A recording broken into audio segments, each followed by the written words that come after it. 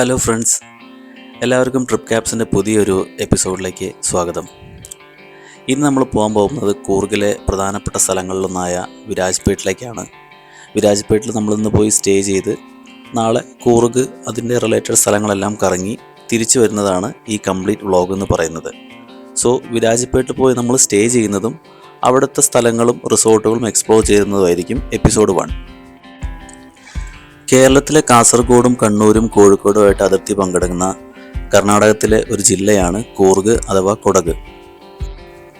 വളരെയധികം tourist places കൊണ്ടും waterfalls കൊണ്ടും ഹിൽ സ്റ്റേഷൻസ് കൊണ്ടും ഒക്കെ സമ്പന്നമായിട്ടുള്ള കൂർഗ് അഥവാ കൊടക് ഇന്ത്യയുടെ സ്കോട്ട്ലൻഡ് എന്നാണ് അറിയപ്പെടുന്നത്. സൗത്ത് ഇന്ത്യയിൽ ഏറ്റവും കൂടുതൽ കാപ്പി ഉൽപ്പാദിപ്പിക്കുന്ന ജില്ലയായതും വർഷം മുഴുവൻ 15 ഡിഗ്രി മുതൽ 20 ഡിഗ്രി സെൽഷ്യസ് വരെ ടെമ്പറേച്ചർ നിലനിൽക്കുന്നതായതുകൊണ്ടുമായിരിക്കണം കൂർഗിന് ഇങ്ങനൊരു വിശേഷണം നൽകപ്പെട്ടത്. കേരളവുമായിട്ട് അതിർത്തി പങ്കിടുന്നതുകൊണ്ട് തന്നെ മലയാളികളുടെ ഇഷ്ട വിനോദസഞ്ചാര കേന്ദ്രങ്ങളിലൊന്നാണ് കൂർഗ് എന്ന് പറയുന്നത്, പ്രത്യേകിച്ച് മലബാറുകാരുടെ. പ്രധാനമായും 3 സ്ഥലങ്ങൾ ചേർന്നതാണ് കൂർഗ് എന്ന് പറയുന്ന ജില്ല. അതിൽ പ്രധാനപ്പെട്ട ഒന്നാണ് വിരാജ്പേട്ട്, പിന്നെ ഉള്ളതാണ് സോംവാർപേട്ട്, പിന്നെ വരുന്നതാണ് മദിക്കേരി. ഇതിൽ തന്നെ കൂർഗിൻ്റെ ഹെഡ്ക്വാർട്ടേഴ്സ് എന്നറിയപ്പെടുന്നത് മദിക്കേരിയാണ്. ഫ്ലൈറ്റ് വഴിയും ട്രെയിൻ വഴിയും റോഡ് മാർഗവും നമുക്ക് കൂർഗിലേക്ക് എത്തിച്ചേരാം. മൈസൂരാണ് കൂർഗിനോട് അടുത്ത് നിൽക്കുന്ന എയർപോർട്ടും റെയിൽവേ സ്റ്റേഷനും ഉള്ളത്. പക്ഷേ കേരളത്തിലെ മലബാറുകാരെ സംബന്ധിച്ചിടത്തോളം റോഡ് മാർഗം കൂർഗിൽ എത്തിച്ചേരുന്നതായിരിക്കും ഏറ്റവും എളുപ്പമുള്ള മാർഗം. പ്രധാനമായും 5 റൂട്ടിലൂടെയാണ് നമുക്ക് കേരളത്തിൽ നിന്ന് കൂർഗിലേക്ക് എത്തിച്ചേരാൻ സാധിക്കുന്നത്. കാസർഗോഡിൽ നിന്ന് വരുന്നവർക്ക് പാണത്തൂര് വഴിയും അല്ലെങ്കിൽ സുള്ളി വഴിയും കൂർഗിലേക്ക് എത്തിച്ചേരാവുന്നതാണ്. കണ്ണൂർ വഴി വരുന്നവർക്ക് മട്ടന്നൂര്, ഇരിട്ടി വഴി, വള്ളിത്തോട്, മാക്കുട്ട കടന്ന് വിരാജ്പേട്ട് എത്തിച്ചേരാവുന്നതാണ്. അവിടെ നിന്ന് കൂർഗിലേക്ക് എത്തിച്ചേരാവുന്നതാണ്. ഇനി നിങ്ങൾ വടകരയിൽ നിന്നാണ് വരുന്നതെങ്കിൽ കുറ്റ്യാടി വഴി മാനന്തവാടി വന്ന് അതുവഴി കൂർഗിലേക്ക് എത്തിച്ചേരാവുന്നതാണ്.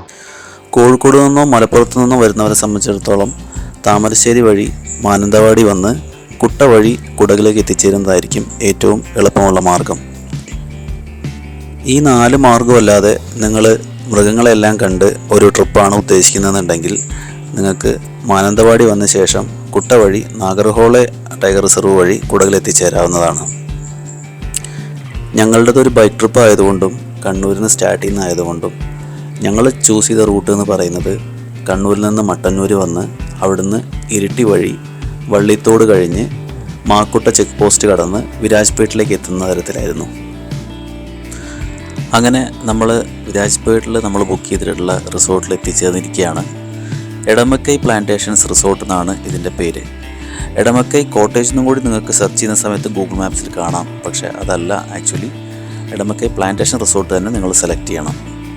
ഇത് സ്പെസിഫിക്കായിട്ട് പറയാൻ കാരണം എടമക്കൈ കോട്ടേജ് സ്ഥിതി ചെയ്യുന്ന വിരാജ്പേട്ട് ടൗണിലും എടമക്കൈ പ്ലാന്റേഷൻ റിസോർട്ട് സ്ഥിതി ചെയ്യുന്നത് വിരാജ്പേട്ട് ടൗൺ എത്തുന്നതിന് മുമ്പ് 9 കിലോമീറ്റർ അകലെയുള്ള ഹെഗാള റോഡിലും ആയതുകൊണ്ടാണ്. മനോഹരമായിട്ടുള്ള പാർക്കിംഗ് ഏരിയയും എൻട്രൻസ് ഏരിയയും കടന്നിട്ട് നമ്മൾ ചെന്നെത്തുന്നത് റിസപ്ഷൻ ഏരിയയിലേക്കാണ്. ഏക്കർ കണക്കിന് കാപ്പിത്തോട്ടത്തിന് നടുവിലായിട്ട് സ്ഥിതി ചെയ്യുന്ന മനോഹരമായിട്ടുള്ള ഒരു പ്ലാന്റേഷൻ റിസോർട്ടാണ് എടമക്കൈ പ്ലാന്റേഷൻ. ഇതാണ് ഈ റിസോർട്ടിൻ്റെ റിസപ്ഷൻ ഏരിയയും അതിനോട് തന്നെ ഇൻ്റഗ്രേറ്റ് ചെയ്തിട്ടുള്ള റെസ്റ്റോറൻറ്റ് ഏരിയയും. ഇതിനോടനുബന്ധിച്ച് തന്നെയാണ് കുട്ടികൾക്കും മുതിർന്നവർക്കും ഗെയിംസ് എല്ലാം കളിക്കാനുള്ള ചെറിയൊരു ഏരിയയും ഇവർ സെറ്റ് ചെയ്തിട്ടുള്ളത്. ഇതേ ഇടതുഭാഗത്തും വലതുഭാഗത്തെല്ലാം കണ്ടോ, എല്ലാം കാപ്പിയാണ് നിൽക്കുന്നത്. കാപ്പിത്തോട്ടം എന്ന് പറയുമ്പോൾ വെറും കാപ്പി മാത്രമല്ല ഇവരിവിടെ കൃഷി ചെയ്യുന്നത്. ഏലമുണ്ട്, കുരുമുളകുണ്ട്, ഇടയ്ക്കിടയ്ക്കെല്ലാം നമ്മുടെ പ്ലാവും മാവും എല്ലാം ഇൻക്ലൂഡ് ചെയ്തതാണ് ഈ പറയുന്ന പ്ലാന്റേഷൻ റിസോർട്ട്. എപ്പോഴും ട്രാവൽ ചെയ്യുന്ന സമയത്ത് മാക്സിമം പ്രകൃതിയോട് ഇണങ്ങി താമസിക്കണം എന്ന് ആഗ്രഹിക്കുന്നതുകൊണ്ട് തന്നെ ഞാൻ എപ്പോഴും ഇതുപോലെയുള്ള പ്ലാന്റേഷൻ റിസോർട്ട്സോ ഫാം റിസോർട്ട്സോ ആണ് സ്റ്റേ ചെയ്യാൻ വേണ്ടി പ്രിഫർ ചെയ്യാറ്. ഇന്നലെ വളരെ വൈകിയാണ് നമ്മൾ റിസോർട്ടിൽ ചെക്ക് ഇൻ ചെയ്തത്. അതുകൊണ്ട് തന്നെ റിസോർട്ട് കാണാനും പരിസര പ്രദേശങ്ങളൊക്കെ എക്സ്പ്ലോർ ചെയ്യാനൊക്കെ നമ്മൾ ഇറങ്ങിയത് രാവിലെ ആയിരുന്നു. ഒരു നോർത്ത് ഇന്ത്യൻ ഫാമിലിയിലെ ഹസ്ബൻഡും വൈഫും ഇവിടെ താമസിച്ചിട്ടാണ് ഈ റെസ്റ്റോറൻറ്റിൽ വരുന്ന ഗസ്റ്റുകൾക്കുള്ള എല്ലാ ഫുഡും കാര്യങ്ങളും അറേഞ്ച് ചെയ്ത് കൊടുക്കുന്നത്.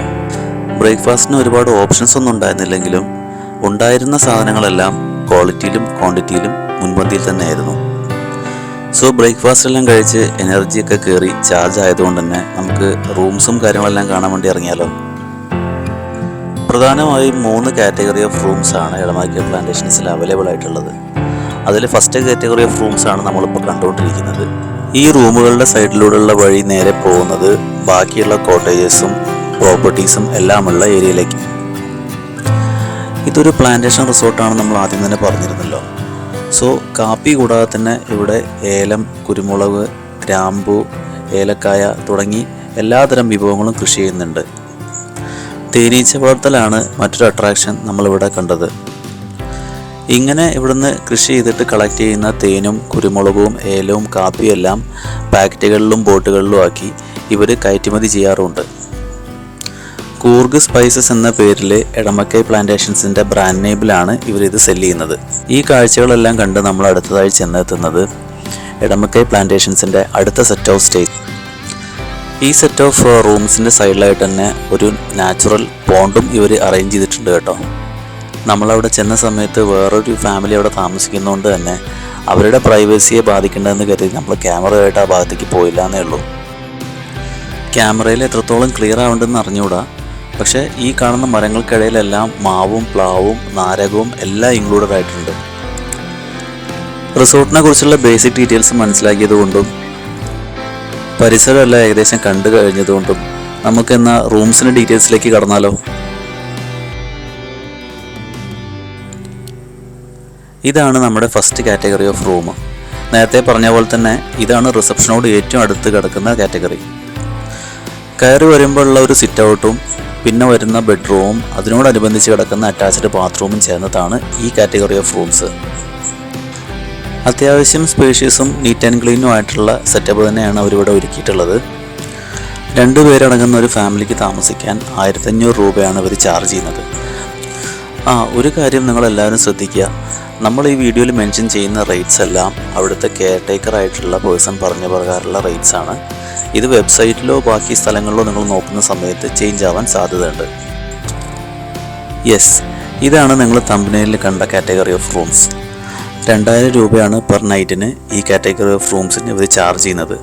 ഒരു ബെഡ്റൂമും അറ്റാച്ച്ഡ് ബാത്റൂമും അടങ്ങുന്നതാണ് ഈ കാറ്റഗറി ഓഫ് റൂം. ആദ്യം കാണിച്ച കാറ്റഗറി ഓഫ് റൂമുമായിട്ട് എന്താണ് ഡിഫറൻസ് എന്ന് ചോദിച്ചു കഴിഞ്ഞാൽ ഇവിടുത്തെ ആംബിയൻസ് തന്നെയാണ് കേട്ടോ. നല്ല ഭംഗിയായി ഒരുക്കിയിട്ടുള്ള ലോണും അതിലേറെ ഭംഗിയായിട്ട് ഒരുക്കിയിട്ടുള്ള ഗാർഡനും അതിലേക്ക് തുറക്കുന്ന നമ്മുടെ കോട്ടേജസിൻ്റെ ഡോറുമാണ് ഈ ടൈപ്പ് ഓഫ് റൂംസിൻ്റെ പ്രത്യേകത. മറ്റൊരു പ്രധാന കാര്യം പറയാൻ വിട്ടുപോയത് ഇവിടെയുള്ള കാറ്റാണ് കേട്ടോ. ഭയങ്കരമായ കാറ്റാണ് ഇവിടെ നമുക്ക് ആസ്വദിക്കാൻ വേണ്ടി കഴിയുക. അതും ഫ്രഷ് എയർ ഉൾപ്പെടുന്ന നല്ല രീതിയിലുള്ളൊരു കാറ്റ് വന്ന സമയത്ത് നമുക്ക് വളരെ നന്നായിട്ട് അത് എൻജോയ് ചെയ്യാനും കഴിയും.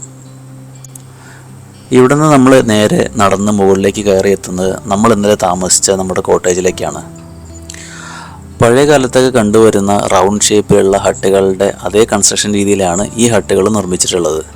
സ്റ്റെപ്പ് കയറി വരുമ്പോഴത്തേനുള്ള ബെഡ്റൂമും അതിനോട് ഇൻ്റഗ്രേറ്റ് ചെയ്തിട്ടുള്ള ലിവിങ് ഏരിയയും ഒരു അറ്റാച്ച്ഡ് ബാത്റൂമുമാണ് ഈ റൂമിൻ്റെയും പ്രത്യേകത. എന്നാൽ നമുക്ക് അകത്ത് കയറി റൂമെല്ലാം ഡീറ്റെയിൽ ആയിട്ട് കണ്ടാലോ. ഇവിടെ ഈ ഹട്ടുകൾ പോലെ നിർമ്മിച്ചിട്ടുള്ള എല്ലാ കോട്ടേജസിനും ഓരോ പേരുകൾ നൽകിയിട്ടുണ്ട് കേട്ടോ. നമ്മൾ ഇന്നലെ താമസിച്ച ഈ റൂമിൻ്റെ പേര് പെപ്പർ എന്നാണ്. കുറച്ച് പഴക്കം ചെന്ന കോട്ടേജസ് ആണെങ്കിലും വളരെ നീറ്റ് ആൻഡ് ക്ലീൻ ആയിട്ട് തന്നെയാണ് അവരെല്ലാം മെയിൻറ്റെയിൻ ചെയ്തിട്ടുള്ളത്. ബേസിക് ആയിട്ടുള്ള എല്ലാ അമ്യൂണിറ്റീസും അവർ പ്രൊവൈഡ് ചെയ്തിട്ടുണ്ടായിരുന്നു. ഇനി എന്തെങ്കിലും കുറവുകളുണ്ടെങ്കിൽ തന്നെ നേരത്തെ നമ്മൾ പറഞ്ഞിരുന്നല്ലോ, ഒരു നോർത്ത് ഇന്ത്യൻ ഫാമിലിയാണ് ഇത് മെയിൻറ്റെയിൻ ചെയ്യുന്നതെന്ന്. അവരെ വിളിച്ച് നമ്മൾ ഫോണിൽ സംസാരിച്ച് കഴിഞ്ഞാൽ അവർ വേണ്ട സൗകര്യം നമുക്ക് അവിടെ ചെയ്തു തരികയും ചെയ്യും. 2500 രൂപയാണ് ഈ ടൈപ്പ് ഓഫ് കോട്ടേജസിന് അവർ ചാർജ് ചെയ്യുന്ന സാധാരണ റേറ്റ്. ഞങ്ങൾ ആക്ച്വലി ബുക്ക് ചെയ്തിരുന്നത് രണ്ടാമത് കാണിച്ചിരുന്ന ആ ലോൺ ആൻഡ് ഗാർഡൻ വ്യൂ ഉള്ള കോട്ടേജസ് ആയിരുന്നു. പക്ഷേ ഗസ്റ്റുകൾ കുറവായതുകൊണ്ടും ഈ കോട്ടേജസ് ഒഴിവുള്ളതുകൊണ്ടും അവർ നമ്മുടെ ബുക്കിംഗ് അപ്ഗ്രേഡ് ചെയ്ത് ഈ കോട്ടേജസ് ആക്കി മാറ്റിത്തരായിരുന്നു ചെയ്തത്. ഈ ഹട്ട്സ് ടൈപ്പുള്ള കോട്ടേജസിലെല്ലാം കണ്ട പ്രത്യേകത എന്ന് പറയുന്നത് ഇവിടുത്തെ റൂംസ് എല്ലാം വളരെയധികം സ്പേഷ്യസ് ആണ്. പ്രത്യേകിച്ച് റൗണ്ട് ഷേപ്പിലുള്ള റൂം ആയതുകൊണ്ട് തന്നെ അത് നമുക്ക് വളരെയധികം അട്രാക്റ്റീവായിട്ട് ഫീൽ ചെയ്യുകയും ചെയ്യും. വളരെയധികം ഹാസിൽ ഫ്രീ ആയിരുന്നു കേട്ടോ ഇവിടുത്തെ കെയർ ടേക്കറായിട്ട് സംസാരിക്കാനും കാര്യങ്ങൾ ഹാൻഡിൽ ചെയ്യാനും. ഫ്രീ ആയിട്ട് റൂം അപ്ഗ്രേഡ് ചെയ്ത് തന്നത് മാത്രമല്ല കേട്ടോ, ലേറ്റ് ആയിട്ടുള്ള ചെക്ക് ഇൻ ആയതുകൊണ്ട് തന്നെ ചെക്ക് ഔട്ടിന് വേറെ ടൈം റെസ്ട്രിക്ഷൻസ് ഒന്നും അവർ നമ്മളോട് പറഞ്ഞില്ല. ആനന്ദ് എന്ന് പറയുന്ന ഒരു നോർത്ത് ഇന്ത്യക്കാരനും പുള്ളിയുടെ വൈഫുമാണ് ഇവിടുത്തെ കെയർ ടേക്കേഴ്സ്. ഞാൻ എന്തായാലും പുള്ളിയുടെ നമ്പർ ഡിസ്ക്രിപ്ഷൻ ബോക്സിൽ കൊടുത്തേക്കാം. സോ റൂമെല്ലാം ഡീറ്റെയിൽ ആയി കണ്ട സ്ഥിതിക്ക് നമുക്ക് മറ്റ് കോട്ടേജസിൻ്റെ പരിസരം കൂടി ഒന്ന് കണ്ടിട്ട് വന്നാലോ. ഹട്ട് ടൈപ്പുള്ള കോട്ടേജസ് ആക്ച്വലി 3 എണ്ണമാണ് ഇവിടെ ഉള്ളത്. അതിലൊന്നിലാണ് നമ്മൾ ഇന്നലെ താമസിച്ചത്. അതിൻ്റെ പേരായിരുന്നു പെപ്പർ. ബാക്കിയുള്ള 2 എണ്ണമാണ് ഈ കാണുന്നത്. ഒരു വെക്കേഷൻ നന്നായിട്ട് ആസ്വദിക്കാൻ തീരുമാനിക്കുന്ന ഒരു കപ്പിളിനോ ഫാമിലിക്കോ വന്ന് എൻജോയ് ചെയ്യാൻ പറ്റിയ നല്ല ആംബിയൻസ് ഉള്ള ഒരു റിസോർട്ട് തന്നെയാണ് എടമക്കൈ പ്ലാന്റേഷൻസ് റിസോർട്ട്. ഒരു നോർത്ത് ഇന്ത്യൻ ഫാമിലിയാണ് ഇവിടുത്തെ കെയർ ടേക്കേഴ്സ് നമ്മൾ പറഞ്ഞിരുന്നല്ലോ. അതുകൊണ്ട് തന്നെ ഫുഡ് എന്ന് പറയുന്നത് ഒരു ഹോംലി ഫുഡ് ഫീലിംഗ് തന്നെയാണ് നമുക്ക് തരുന്നത്. ഇനി നിങ്ങൾക്കൊരു ക്യാമ്പ് ഫയർ സെറ്റ് ചെയ്യണമെങ്കിലോ അല്ലെങ്കിൽ ഗ്രിൽ ചിക്കനോ ഗ്രിൽ ഫിഷോ പോലത്തെ കാര്യങ്ങൾ അറേഞ്ച് ചെയ്യണമെങ്കിലും ഈ കെയർ ടേക്കേഴ്സിനോട് അറിയിക്കാവുന്നതാണ്. മുൻകൂട്ടി പറയുന്നതനുസരിച്ച് ഇവരിതെല്ലാം സെറ്റ് ചെയ്ത് തരികയും ചെയ്യും.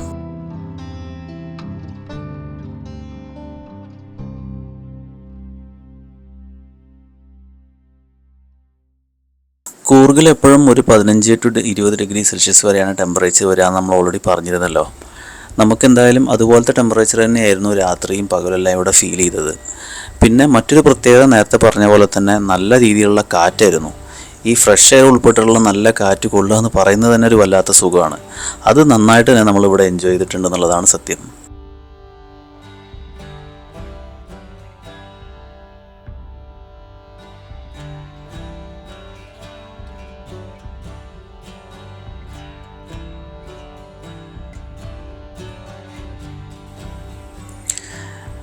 ഇതാണ് മറ്റൊരു ഹട്ട് ടൈപ്പ് ഓഫ് കോട്ടേജ്.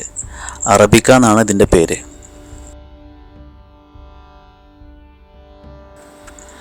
എല്ലാ മരങ്ങളും വെച്ച് പിടിപ്പിച്ചിട്ടുള്ള ഈ പ്ലാന്റേഷൻ റിസോർട്ടിൽ ഈ ഒരു പ്രത്യേക തരത്തിലുള്ള ഹട്ട് ടൈപ്പ് കോട്ടേജസ് കാണാൻ തന്നെ ഒരു ഭംഗിയാണ്. പ്രത്യേകിച്ച് ഇവിടെ ഈ താഴെ കാണുന്ന പച്ചപ്പനും മുകളിലുള്ള തെളിഞ്ഞ ആകാശത്തിനിടയിൽ ഈ ബ്രൗൺ നിറത്തിലുള്ള ഹട്ടുകൾ കാണാൻ തന്നെ വല്ലാത്തൊരു ഭംഗിയാണ്.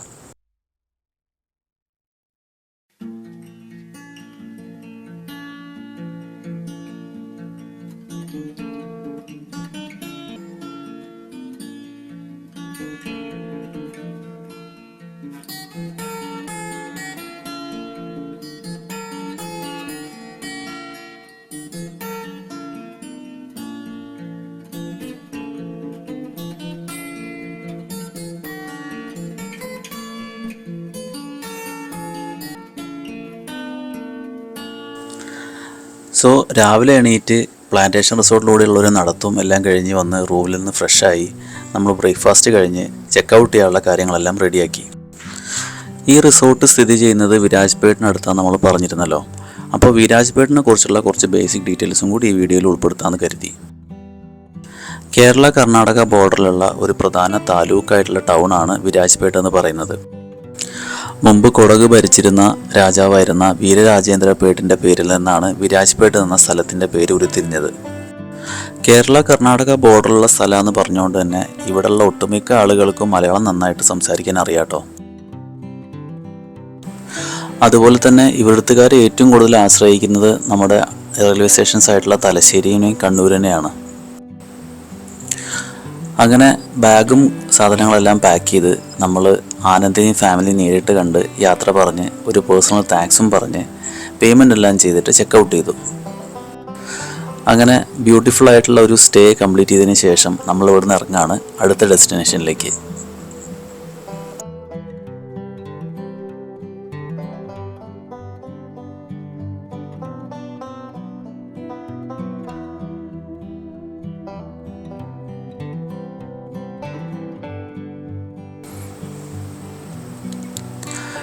ഈ ചെന്ന് കയറുന്നതാണ് നമ്മുടെ പാർക്കിംഗ് ഏരിയ. ഇന്നലെ വണ്ടിയെല്ലാം പാർക്ക് ചെയ്തത് ഇവിടെയായിരുന്നു. ഇവിടുന്ന് നോക്കിയാൽ നമുക്ക് ഇന്നലെ നമ്മൾ സ്റ്റേ ചെയ്തിട്ടുള്ള ഹട്ട് ടൈപ്പ് കോട്ടേജ് വളരെ വ്യക്തമായിട്ട് കാണാൻ വേണ്ടി കഴിയും. കുറച്ചും കൂടി ആക്ടിവിറ്റീസിനൊക്കെ ഉള്ള ഓപ്ഷൻസും കൂടി ഉണ്ടാവണം എന്നുണ്ടായിരുന്ന ഒരു അഭിപ്രായം ഒഴിച്ചു നിർത്തിക്കഴിഞ്ഞാൽ ബാക്കി എല്ലാം കൊണ്ടും നല്ലൊരു സ്റ്റേയും എക്സ്പീരിയൻസും ആയിരുന്നു എടമക്കൈ പ്ലാന്റേഷൻസിലേത്. ഈ ഒരു സജഷൻ വയ്ക്കാൻ കാരണം മുമ്പ് നമ്മൾ പ്ലാന്റേഷൻ റിസോർട്ട്സിൽ പോയി താമസിച്ചിരുന്ന സ്ഥലങ്ങളിലെല്ലാം സൈക്ലിംഗ് പോലെയോ അല്ലെങ്കിൽ അഡ്വഞ്ചറസ് ആയിട്ടുള്ള ആക്ടിവിറ്റീസ് പോലെയുള്ള കാര്യങ്ങൾക്കുള്ള ഓപ്ഷൻസ് ഉണ്ടായിരുന്നു. ഇവിടെ നമുക്ക് ചെറിയ രീതിയിലുള്ള ആക്ടിവിറ്റീസിനുള്ള സ്പേസസ് എല്ലാം ഉണ്ട്. പക്ഷേ കുറച്ചും കൂടി ഒന്ന് നെക്സ്റ്റ് ലെവൽ ആക്കുകയാണെന്നുണ്ടെങ്കിൽ ഈ പ്രോപ്പർട്ടി വളരെ നല്ലൊരു റേഞ്ചിലേക്ക് മാറ്റാൻ വേണ്ടി കഴിയും. അങ്ങനെ ചെക്കൗട്ട് എല്ലാം ചെയ്ത് കഴിഞ്ഞ് നമ്മൾ അടുത്ത ഡെസ്റ്റിനേഷൻ ലക്ഷ്യമാക്കി നമ്മളെ വണ്ടി എടുത്തിട്ട് സ്റ്റാർട്ട് ചെയ്തു. നിങ്ങൾ കണ്ണൂർ ഭാഗത്തുനിന്ന് മട്ടന്നൂർ വഴി വിരാജ്പേട്ടിലേക്ക് വന്ന് ഈ റിസോർട്ടിൽ താമസിക്കാൻ പ്ലാൻ ചെയ്യുന്ന ആളുകളാണെങ്കിൽ നോട്ട് ചെയ്യുക. നിങ്ങൾ വിരാജ്പേട്ട് ടൗണിൽ എത്തേണ്ട കാര്യമില്ല. അതിന് മുമ്പ് തന്നെ ഹെഗ്ഗാള റോഡ് എന്ന് പറയുന്ന ഒരു റോഡ് ഇടതുഭാഗത്തേക്ക് കാണാൻ വേണ്ടി കഴിയും, ഒരു വൈ ജംഗ്ഷനിൽ വെച്ച്. ആ ലെഫ്റ്റാണ് നിങ്ങൾ എടുക്കേണ്ടത്. വിരാജ്പേട്ട് ടൗൺ വരെ പോകേണ്ട ആവശ്യമില്ല. ഈ വൈ ജംഗ്ഷനിൽ തന്നെ കാണിച്ചിരിക്കുന്ന വിരാജ്പേട്ട് റൈറ്റിലേക്ക് കാണിച്ചിരിക്കുന്ന ഗ്രീൻ സൈൻ ബോർഡ് നിങ്ങൾക്കൊരു അടയാളമായിട്ട് നോട്ട് ചെയ്ത് വെക്കാവുന്നതാണ്. സോ ഇതോടുകൂടി വിരാജ്പേട്ടിലെ വിശേഷങ്ങൾ ഉൾപ്പെടുന്ന എപ്പിസോഡ് അവസാനിക്കുകയാണ്. കൂർഗിൻ്റെ മറ്റൊരു ഭാഗത്തെ വിശേഷങ്ങളുമായിട്ട് നെക്സ്റ്റ് എപ്പിസോഡിൽ കാണുന്നത് വരെ ബൈ.